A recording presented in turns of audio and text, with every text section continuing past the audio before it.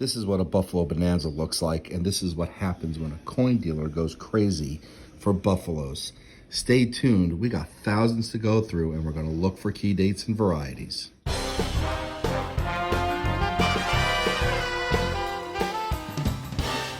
Hey collectors, thanks for watching. I'm the collector of coins, and as I said in the intro, holy cow, have you seen so many Buffalo nickels before? We got dates on a lot of these. I'm with a dealer friend of mine, and he's doing a special Buffalo Bonanza, and he's buying tons. And so what we're gonna do is we're gonna go look through each and every single one of these using my mat, which you can't see because it's buried underneath all these Buffalo nickels. But we're gonna look for key dates, semi-key dates, varieties, pull them out, and we're gonna have some fun tonight. All right, so stay tuned. Subscribe if you haven't subscribed yet. Give us a thumbs up, and we're gonna get started. All right, so my friend and I just sorted these out into two piles, starting with the ones in the little baggies.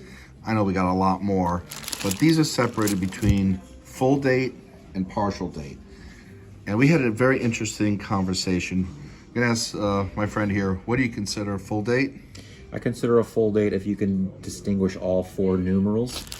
Sometimes, or usually, the first thing that goes on the Buffalo dates are the 19 in the year. If they were starting to blend a little bit, but you can still make out the 19, I will consider that a full date. Yep, and I'm not sure most dealers think of it that way. I think other dealers just think if you can read the date, it's full date, but I agree with you. And then we have partial date, and your definition of partial date is not all four. Correct, usually two. I look at it from a consumer standpoint. If I can only make out part of the 2 and an 8, am I going to be happy with this as a partial date? That's kind of a borderline, but if you can make out the last 2, definitely it's a partial date. Yep. So leave a comment. Let us know what you think is considered full date when you look for buffaloes or partial date. All right, we're gonna get these bags down and we're gonna start going through it. Which ones? Full dates or partial dates first? Let's start with the partials. Let's start with the lower ones. All right, we'll bring you back in as soon as we find something cool to look at. Hey collectors, we got an S Mintmark, and if you know anything about buffaloes, they tend to be more desirable because they're lower mintage. This is a 1929 S, and so we're looking for the double die obverse variety. I'll put an example photo inlet here. Listen, based on the conditions, really hard to tell because the doubling characteristics would be obliterated, but if you look at the width of the 9s, they look very wide to me. So I'm gonna pull this aside. This one needs multiple opinions just in case it's a double die. Other telltale signs would be doubling on the neck.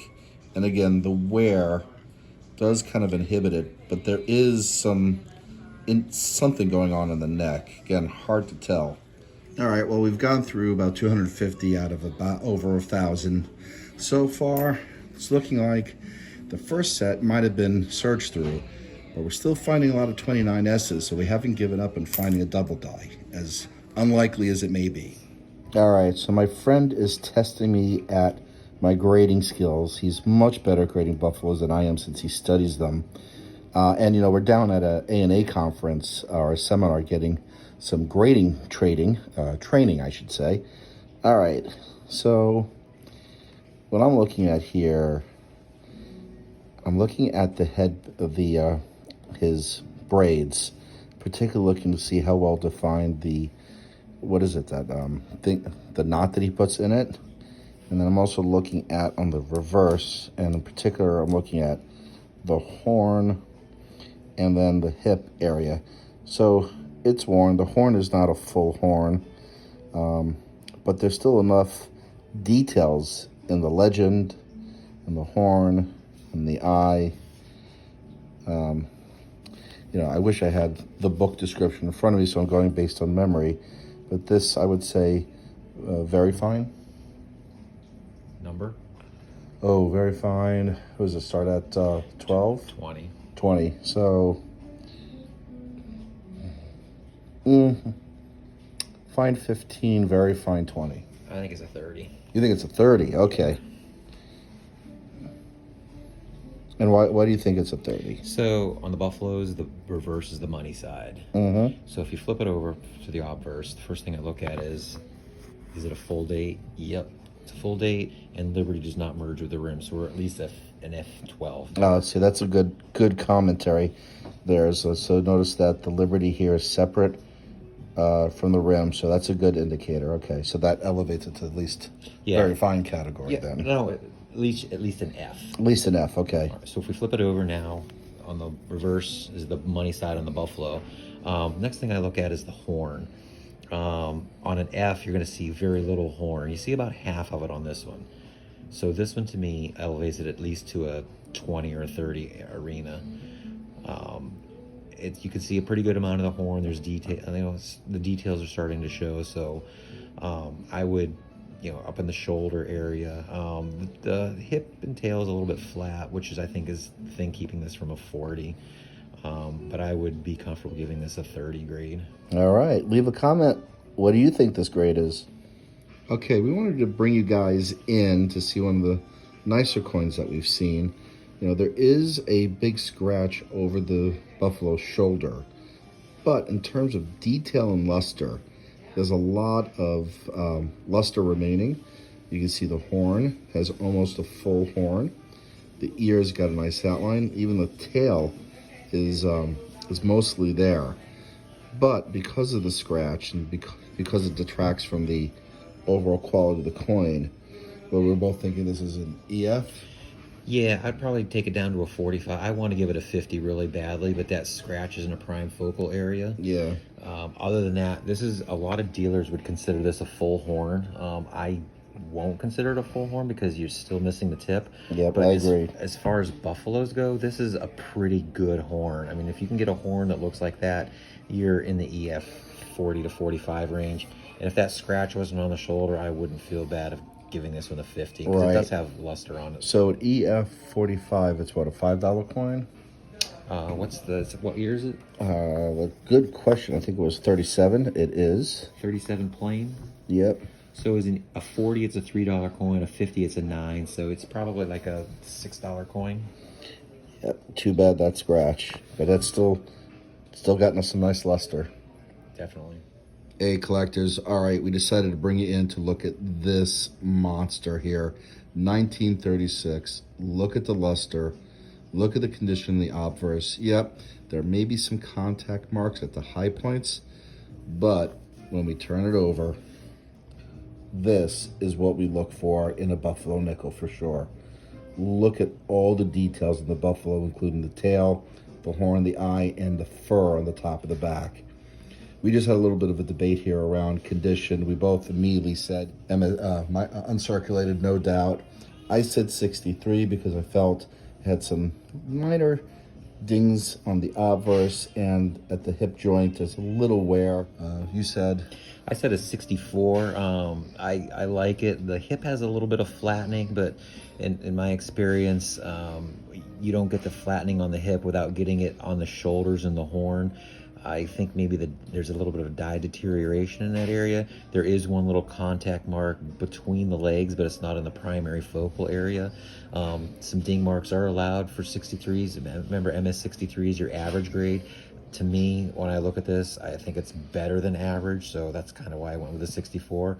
But if we even go on the conservative side of the 63, it's yeah. Now you bought like almost 2,000 of these, right? Correct. And you paid on average how much a nickel? About 40 cents per nickel. All right. Now, of course, as dealers, that's what we want to buy them at because we want to be able to resell them.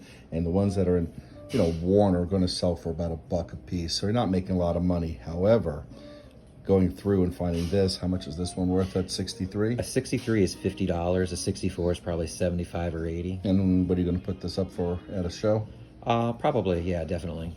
As what, $50, $60? I'll probably market it as a 64 price because that gives me a little bit of room to negotiate, knowing that I only paid 40 cents for it. There you go. So this is why we hunt for treasure like this. All right, well, we got through that massive bag, and now we're down to the rolls of Buffalo nickels. Showing you this 1938. Yes, it is worn, but you do have a full date. It's just dirty, but it's got a Denver mint mark, which means we can take a look for the D over S, which both of us believe this is. Look at the top of the D, you see the curve, and you see the shadow behind it. So we're We're going to call this one, I think, confirmed consensus here, D over S, 1938 D over S. Hey, collectors. All right, we've gone through these 1,550 some odd Buffalo nickels. We got a wrap up for you. We got a pile of AU. I think we got about 13 AU between 1936 and 1937. We got a couple of, I would say, VF, EF from the 20s. All have nice value. And then we have what I would consider the highlights of the hunt. Now, before I go over the highlights, we're looking at around $300, $320 worth of value out of this specific set of coins. And if you consider the amount of coins and the price that we mentioned earlier that the dealer paid for, you know, you can see how a dealer could make some money. Although, it's very possible that my friend may be sitting on these Buffalo nickels, the other ones, for a very long time. That being said, here are the highlights. We got two 1913s, and wanted to highlight these to you because we have a Type 1 with the raised mound, and a Type 2, which is more scarce for 1913, with the planes. And that was a design carried on the reverse since 1913. So we got two types. We got a 1915, decent shape. What did we say? That was fine. We got a 1927, which keeps sliding away from me. Nice horn in the back. We got this 1938 D over S. This we didn't pull you in earlier, but this is a really interesting one. This is 1935. It is clearly dark, oxidized for some reason, but let's see if I can get a good shot of it. Look at all the details. It's actually very comparable in details to the highlight of the hunt, the 1936, which we think is MS64. Well, we hope you enjoyed this video, and until next time, you know what I say to everyone. Oh, Happy collecting. happy collecting.